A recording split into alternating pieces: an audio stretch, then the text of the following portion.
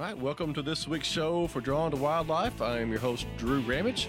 This week got a great show lined up for you. We've had the hunting public on here several times before, and I have talked to Zach and Jake and Greg before, but I'd never talked to Aaron. So this week, Aaron has been gracious enough to join us, and we're going to talk to him. So, Aaron, how you doing today? Doing pretty good, man. Good deal. Enjoying this freezing weather up here in Missouri at the moment.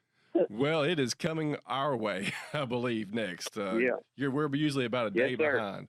We're in Western Kentucky. He's in, where are you at in Missouri right now? I'm in Columbia, Missouri right now, but I'm headed back to Iowa in the morning, and I think the high is supposed to be around 0 degrees here the next few days up in southern Iowa.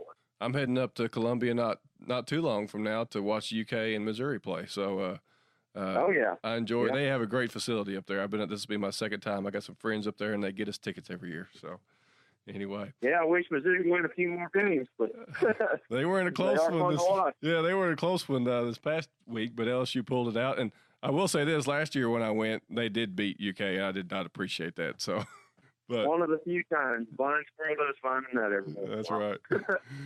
But ran into you and Greg and the rest of the gang at the ATA show a few weeks ago.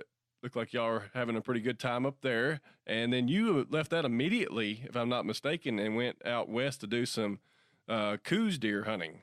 How did that Yep, go? that's right. That seemed like an interesting experience, a different style of hunting maybe. It was. It's an over-the-counter tag that you can buy, and it's actually good for Coues deer or mule deer Okay. out in Arizona.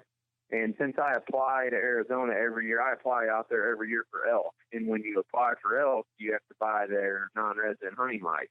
So basically, in order, I've already got the hunting license every year from my elk application.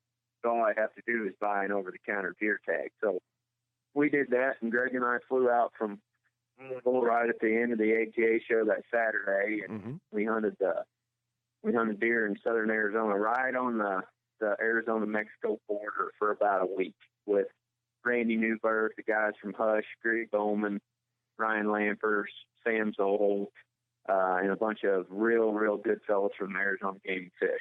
Okay. So, well, that was it pretty was cool. a blast. I figured you were pretty close to that Arizona-Mexico line because of all the Border Patrol agents y'all were running into down there.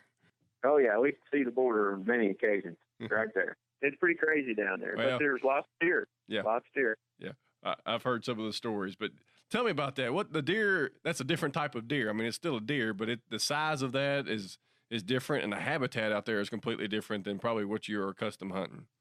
It is. It's still a whitetail. The Coues or the Coues whitetail, if it's properly pronounced, is just a different subspecies of whitetail that lives in the desert, and they are. I mean, the closest we can compare them to would be like a fawn in the Midwest.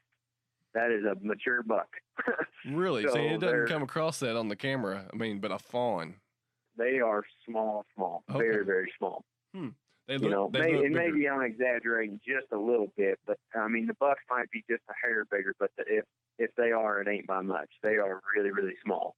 I mean, a mule deer just dwarfs them. Yeah. So those little things, they call them gray ghosts down there in the desert because they're gray in color, and when they bed down, they just virtually disappear. So it's very difficult to get on them. You've got a glass from High Point early in the morning, and we were hunting them in the rut. So the bucks were very, very active. We saw numerous bucks every single day. Just was super, super difficult to get close to them because of the way the terrain lay. There was lots of broken, rolling terrain where you'd watch a buck for a few minutes, then he would go over a ridge, and you would have to maneuver around to try to glass him up again. And by the time that you maneuvered around, he would have bedded, and they're just almost impossible to see while they're bedded unless you're really close. Do they tend to bed? It was fun, though. They tend to bed in certain areas, like 3/4 of the way up or a certain side of the hill? Yeah. Or? Yeah, we certainly did notice that. There was a similarity in how they bedded, versus a typical hill country whitetail from the Midwest somewhere out east. They tend to favor those brushy patches on the upper third of a hill where they can watch down below them. But, they did a lot of things that are similar. When it was windy on certain days, they'd move down low to get out of that wind and then watch up above them.